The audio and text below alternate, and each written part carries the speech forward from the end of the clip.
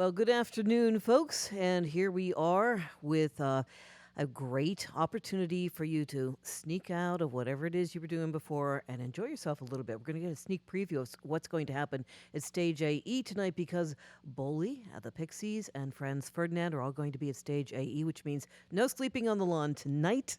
You will be awake. And I am thrilled to have Boley here in the WYEP Studios. Welcome to WYEP. Thank you. Thanks for having us. Well, if you would like to wake up the sleepers right now, we'd love to have you do that. Yeah, definitely. All right. 1, 2, 3, 4.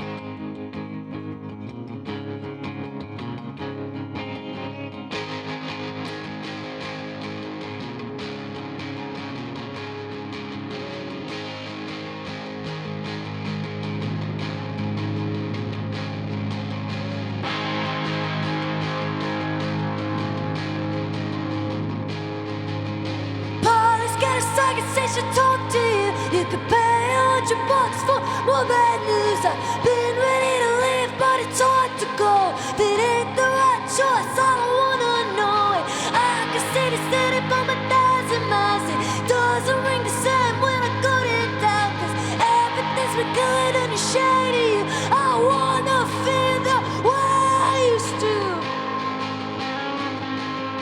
I wanna feel the way I used to.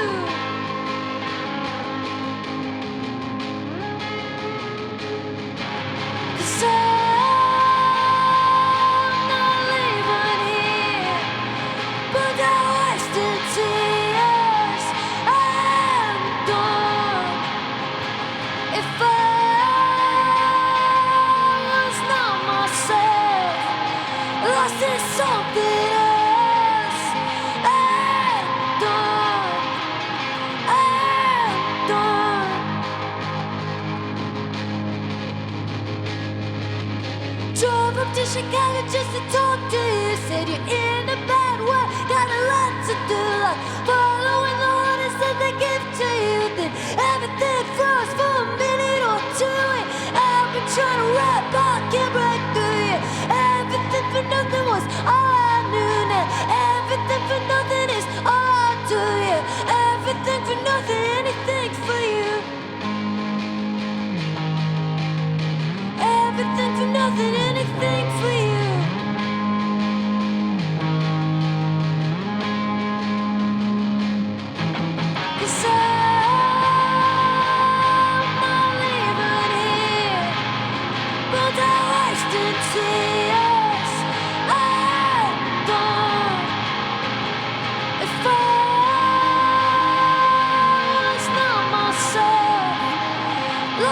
Something else I'm done.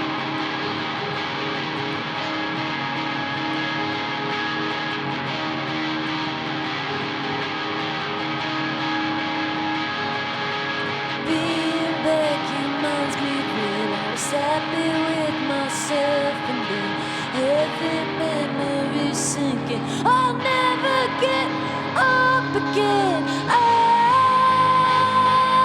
not leaving here, but I wasted in tears.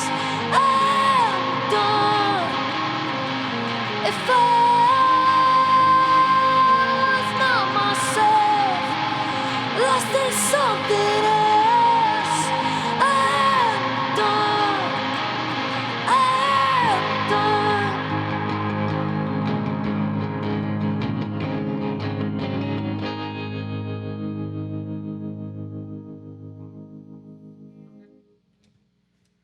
There you have maybe your appetite is whetted for the show tonight, which is going to be at Stage AE. We're here with Alicia Bognanno, who records as Boley, and it's a thrill to have you here. You just had an album drop just June 2nd, and it is called Lucky for You. When you first release something like that, okay, you have spent a lot of time with this record already. I mean, it went through this whole process of becoming an album. So Yeah. when you first push it out there, is there that moment of just kind of like, oh, holding your breath and like waiting for reaction? Yeah, it's like panic and nerve-wracking at the same time. It's Yeah, lots of panic. But so, what have you felt so far? Are you feeling confident? Yeah, I mean, I feel really good about it. I think this record has done better than any other record, so I feel pretty good. And this is just the beginning. Yeah, Oh, that's exciting. yeah, You know, when you make an album, it's basically it's an extension of you. It comes out of you. You created out of the ether. I mean, isn't that's a pretty vulnerable position to be in? yeah. It's a very wild process. Now, how if we were to try to pinpoint when it began, how many has this been a year, 2 years in the process? I think that this is probably 2.5 years in the process. So Yeah, it's a long drawn out process. So where yeah. does it begin? Does it just begin with one song and then another? How do you put an album? How do you know that you're moving towards an album? Yeah, I start writing demos and kind of usually write around 20 or 25, however many I feel good about. And then once they kind of start to take form, for this one, I wanted to work with somebody else. So after I had a good batch of those written, I met up with this guy named JT just to kind of try things out because I had never worked with him before or really with anybody in the same capacity that I worked with him. And it worked really well. We just tried like a song or two. And so then we just went from there. And it took us about 7 months. We live only 5 minutes away from each other. And we both were, I was still touring and he was working on other projects. So we would just get together like at chunks at a time. And yeah, it was a very interesting process. It was much different than I've ever done Well, it's anything. also an opportunity to really trust somebody else because up to this point in time, you were self producing. Yeah. So when you're handing it off to somebody else, you're saying, okay, I'm going to open myself up to this. And once again, we're talking about vulnerability. And when I listened to this record, it's almost like it's a little bit of an open therapy. Yeah, definitely. I mean, my relationship with writing music has always just been as an outlet. That's always been the first and like primary reason for me doing it. And the fact that I just now get to do it for a living is an extra perk. I would have never thought that growing up in a small town in Minnesota. But yeah, I mean, I think for the most part, everything I write about is just another way of processing things and an easier form of communication for me than face-to-face conversation. Sometimes I feel like when I write, I don't really have the responsibility of making sure somebody else understands what I'm saying. I can kind of just do it for me, and if people find a way to connect with it, that's great. But it feels like I don't owe anybody that when I write, and it's nice to just have something like that to myself and really be able to understand what I'm dealing with for myself. And then, yeah. And you've talked pretty openly about, mental health issues. You've talked about, your sobriety. Do you consider yourself, I mean, you probably don't think of it in this way, but if you actually stopped, would you consider yourself a brave person? Um, well, I suppose so. I mean, I don't very rarely like sit and give myself a pat on the back because I feel like this, playing music in this world is so interesting and you're constantly going and you're seeing people blow up left and right. So I've never really had a moment where I was like, wow, I did it. But sometimes I'll think about certain things that I never thought I would do, like playing solo or something, and give myself a little bit of credit because those things just aren't natural to me. I'm not really one that's like, I would say I'm more of an introvert. So a lot of things that may come easier to other people can be, really difficult if you're not like, hey, look at me, watch me go. So in that sense, yeah, I suppose so. I think maybe anybody who plays music in front of other people has like a certain degree of bravery.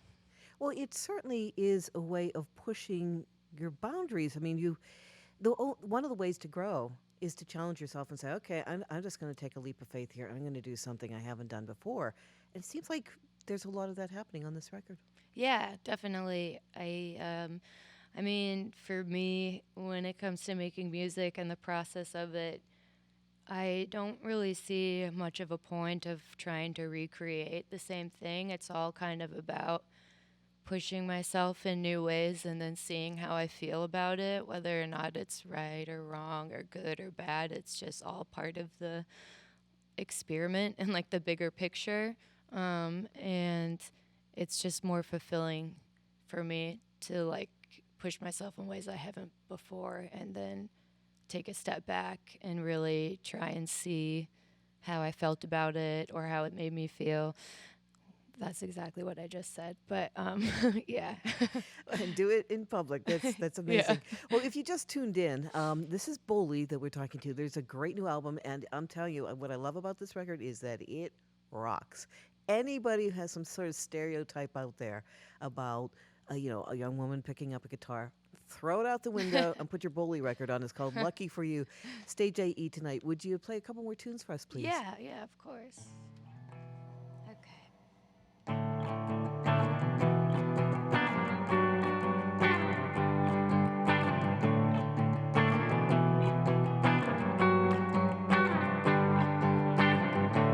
I guess everything falls apart. Stole my pride and you broke my heart. It's America's been calling. She's been waiting on the line, wondering how you could respect her and then take her back in time just to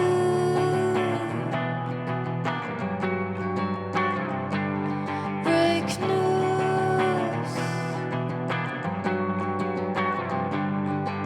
And I've been waiting to feel lighter like the sun, but it's burned in my eyes and the morning's just begun. Yeah, it's hard when tragedy falls to watch the world keep moving on. If you're heading towards the dream, what's another hit and run?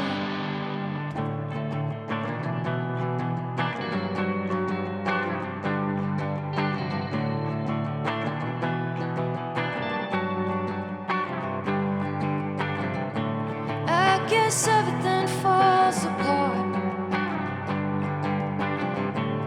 Finding hope in a broken heart. All I wanted was a daughter. Try my best to raise her right, but the whole world's caught on fire. And I don't wanna teach a kid to fight for you.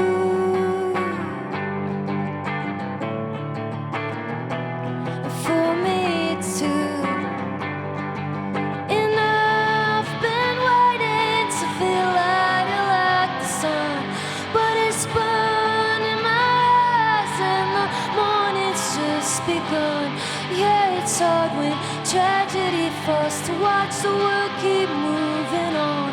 If you're heading towards the dream, what's another hit and run?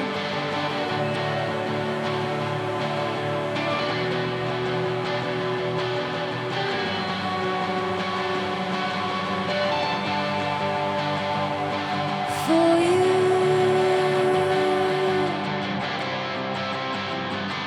and for me too. And I've been waiting to feel lighter like the sun, but it's burning my eyes and the morning's just begun. Yeah, it's hard when tragedy falls to watch the world keep moving on. If you're heading towards a dream, what's another hit and run? If you're heading towards a dream, what's another hit and run?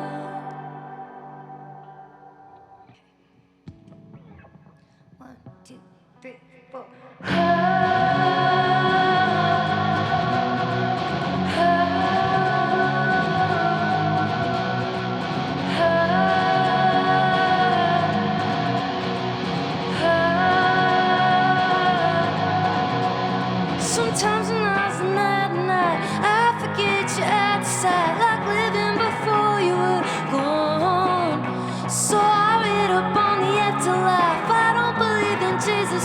just somewhere we can all belong. And days move slow, I'm living in the same black hole. There's flowers on your grave that grow. Something's gotta change. I know.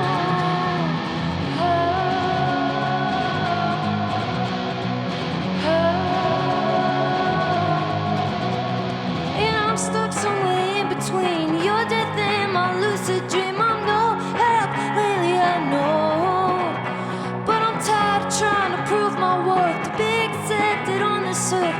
Baby, I'm ready to go. And days move slow, I'm living in the same black hole. There's flowers on your grave that grow. Something's gotta change. I know.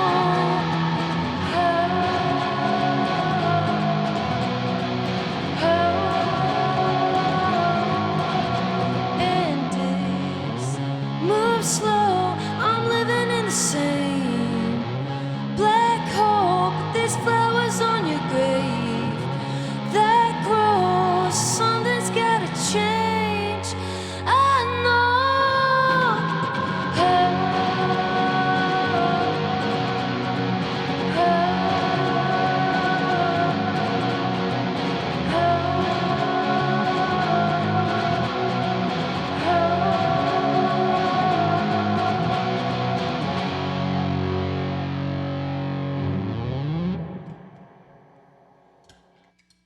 Ninety-one three WYEP Pittsburgh. We are here with Bully, and that song, Days Move Slow, is on the new album, which is called Lucky for You.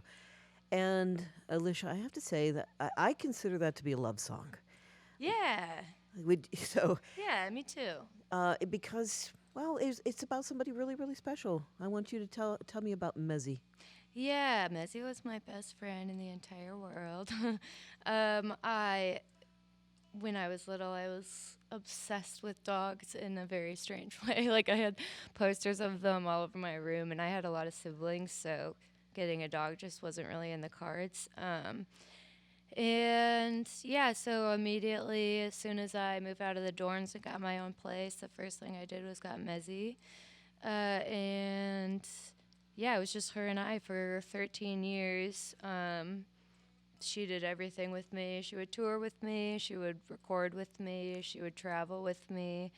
And yeah, she just felt like my closest companion, that I've ever had to this day, I would confidently say.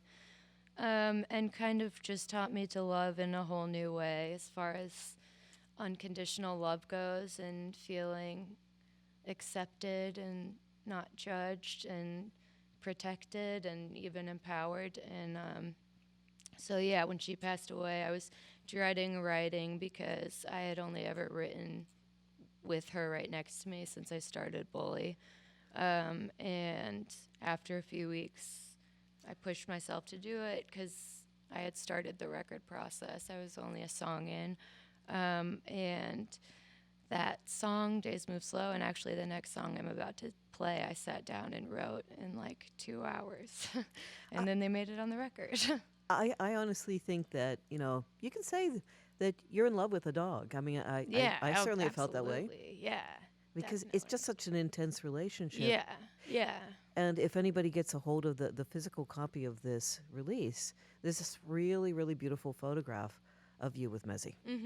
And that. So I think it's terrific that Thank this you. album sort of is dedicated to that. But that is a process. I mean, that's a real true grieving process. They say that animals teach you so much about life in many Yeah. different ways. And part of that also is that grief process. Yeah, and just having that, like, her presence and that being kind of the only constant through, some of the most pivotal moments of your life, or at least my life, is a massive loss. I've lost friends and family members, and, losing Mezzy was just as tough, if not harder. Just you get used to having, like I said, that presence there every day, and just having that kind of disappear is very jarring, especially when all the time, but especially, for Mezzi, it was really just the two of us for 13 years. So, yeah, but she was the best. Now, you mentioned school. You were studying, audio engineering. I don't know if you had actually planned to make that a career, but it certainly has to impact what you do musically. Yeah, definitely. I mean, when where I live in Nashville now, but where I grew up, nobody was in bands really. It wasn't a thing, like going to house shows and going to shows. In Nashville, it's such a way of life, and people have parents who own studios, and it's just so second nature. But where I grew up, there wasn't really any of that, and I really wanted to do music, but it seemed like a stretch because I didn't really have any musical theory training, and I barely graduated high school. I was a very bad student. And I took an audio engineering class. That was an elective that my public school was allowed to take. It was down the road at an art school. And it was the first time that I ever really excelled in anything, and also felt pretty passionate about anything. And so my teacher there actually found me MTSU, and he was like, this is a school that anyone can get into, and you can get in-state tuition after the first year. And I figured if I wasn't going to be able to play music, that would be the closest I could get to it.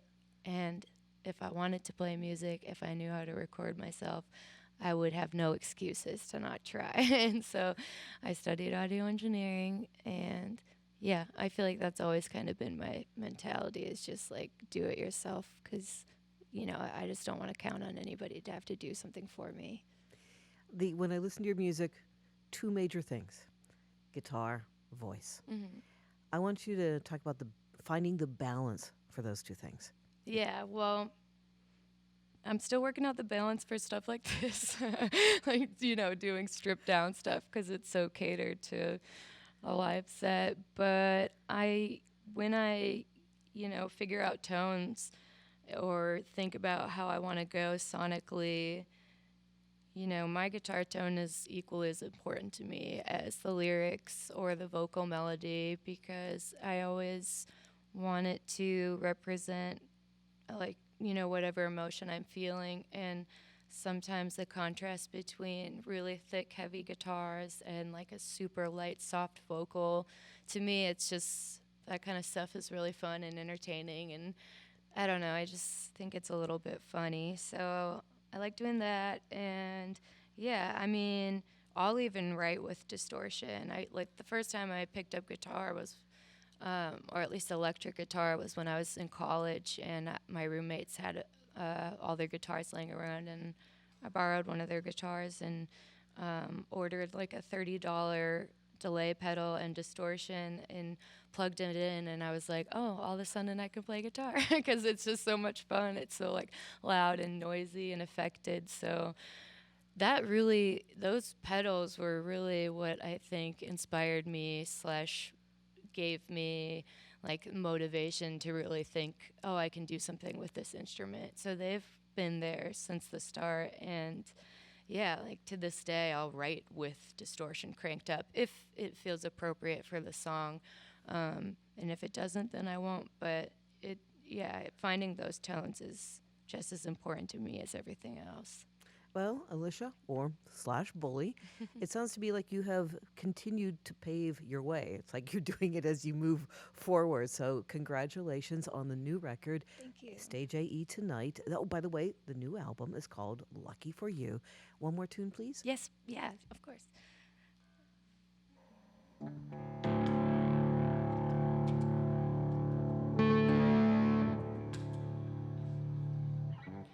What a wonderful life. My heart's breaking on the bathroom floor, begging for time, I want a little more. I miss you waiting outside the door, and I want my baby girl back. If you ask me, she was gone too soon. I'm left riding in an empty room, searching for in the moon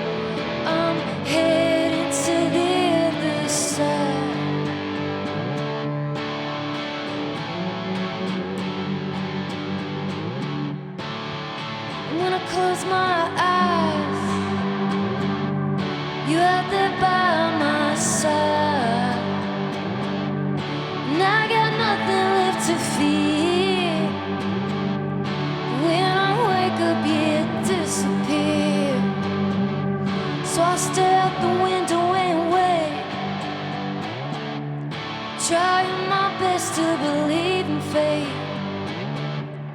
learning to love what I hate, anything to see your face.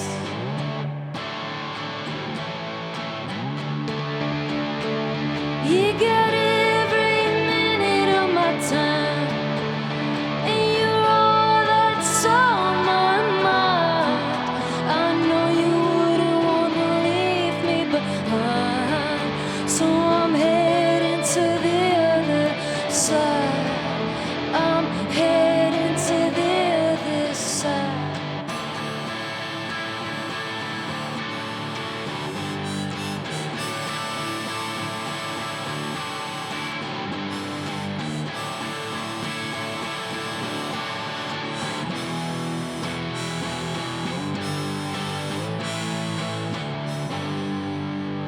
You get every minute of my time, and you're all that's on my mind.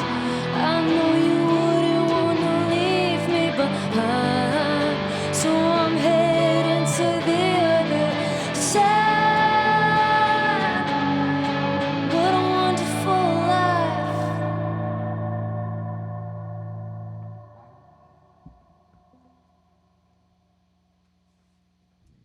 That's Bully here on 91.3 WYEP. Thank you very much for being here. Thank you. Thanks for having me.